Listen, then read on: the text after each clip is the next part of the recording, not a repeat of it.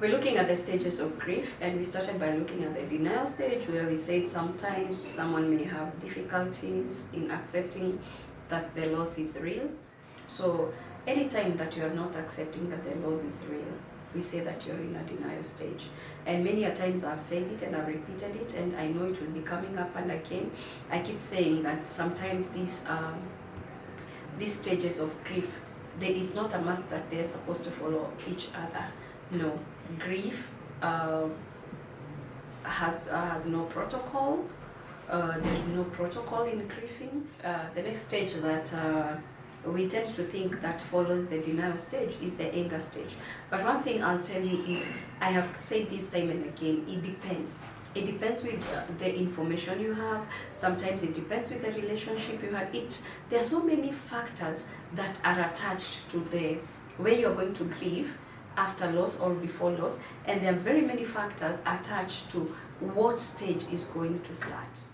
When we're talking about anger, you find that when you're going through this stage, the anger stage, you find that you direct your anger to people, to something, or you even direct your anger to God. So you find sometimes you feel like these people should be the ones understanding me. Why am I so close to these people and they are not understanding me? And I came to realize that in the anger stage, you find when you're in anger stage, you're going to even want things to go your way. Like, mbona hawanielewi, mbona hawafanyi hivi? Just because you're angry and you're trying to figure out, if things went my way, I could not be this angry. And sometimes you find even you're not angry at anyone in particular. Uko tu umejam and you don't know. Oh my God, it's the most difficult stage of grief. And I've said it can be a pre-anger or post, or even during the time you have lost. It's a stage where people should understand you, but they don't seem to understand you. It's not that people are not understanding you. It's just people are also in their own world. People are in their own world doing their own things and busy, and expecting you to be in this anger stage. When you're handling yourself at the anger stage, sometimes it's not okay to handle yourself. You need help, and when you need help, you may not get it. You may not get help, or maybe you get it from the wrong people. You get help from people who will tell you, hey, why are they treating you that way? Mbona wanakubeba wana hivyo?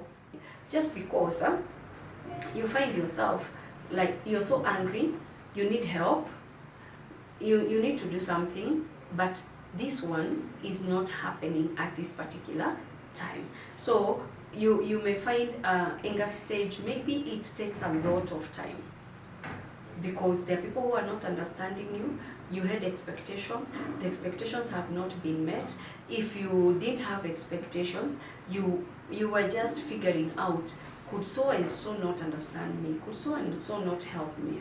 But instead, you find they end up turning to be your enemies. And I'm saying enemies in quote because they are not. Because when you sober up, you come to realize what you are going through.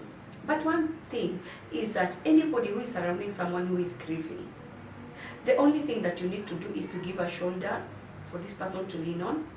Don't be judgmental. Please do not judge people who are grieving. I'm not saying that people who are grieving should take advantage of that, but you should not be judgmental at all, because most of the time when someone is grieving is just trying, like the way you try to pour out yourself. So even if it is this anger, they don't want to continue keeping it, because the moment they continue keeping it, they are going to explode. So they are trying to figure out, where can I deposit this anger? Please, if it is deposited on you, I pray for you that you be very patient with this person and you handle them, because I would say they have a lot of fragility. That time they are very fragile. So this other stage is known as the bargaining stage. The bargaining stage is where you think, hey, angekufa, hey, ningefanya hivi, angekuwa. ni mimi siku provide, ni mimi sikuleta. So that one we call it the bargaining stage. Oh, ningesikiza vile watu sema, oh, nini ukinunua property unaweza poteza ukifanya. That is the bargaining stage. Under the bargaining stage, let me tell you, so many things happen. And this is where you can even get depression, because you think, if I did this, if I did, so every time unaka ukijilaumu, you blame yourself and you live like a gloomy human being, day in, day out. You're very gloomy, and what next? Then you sink into depression. This is what we call the depression stage.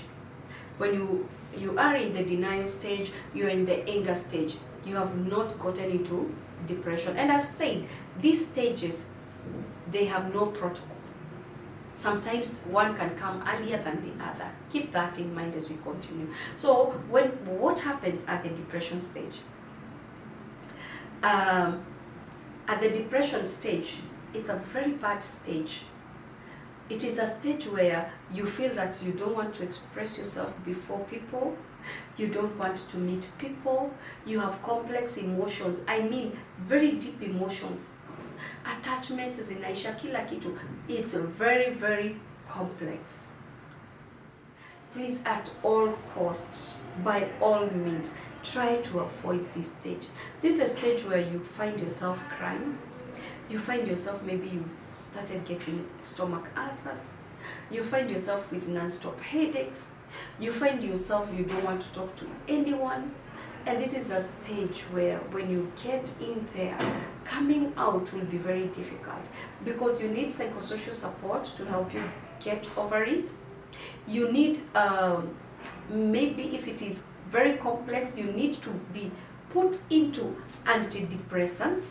Imagine unaanza kukunywa dawa juu ya depression. And I keep telling people, for you not to get to this stage, it needs several things. It needs you. You are the biggest shareholder of your grief process. You're the shareholder 001 in your grief process.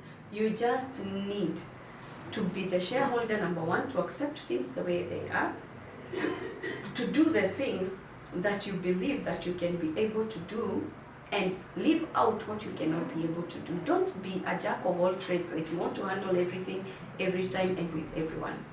Please reduce the circle of your advisors. When you're grieving, don't listen to everybody. Just listen to people that you trust. Bank on people that are helping you to overcome this. One thing that I've come to realize is that the pain of loss will never go away. There, from my personal experience, one thing I've come to realize, I don't think there is a day that will ever go away without thinking of a loved one.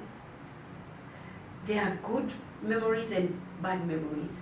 We bank mostly on the good memories, but also sometimes even the good memories will still crop up. I remember sitting, having our dinner with my daughter. She told me, Mom, look at that picture of Shosh and your picture. See how you resemble each other. Even the way you stood while taking that picture. And it was in two different occasions. I was not there, my mother was not there. And we appeared to be the same. Beautiful memories. Why? There is a sense of acceptance, that we have started to accept that my mother is not there, her grandmother is not there, but hey, here we are. I see, as much as in sometimes we would backtrack and go back to denial and everything, but when acceptance has started to dawn in us, it seems we are headed somewhere. And one thing I would say is that it's not everyone who grieves will go through all these stages that we have mentioned. These stages are just a guide, and they follow no particular order. So it means you just have to figure out and look for yourself somewhere inside these stages of grief. Until next time, bye.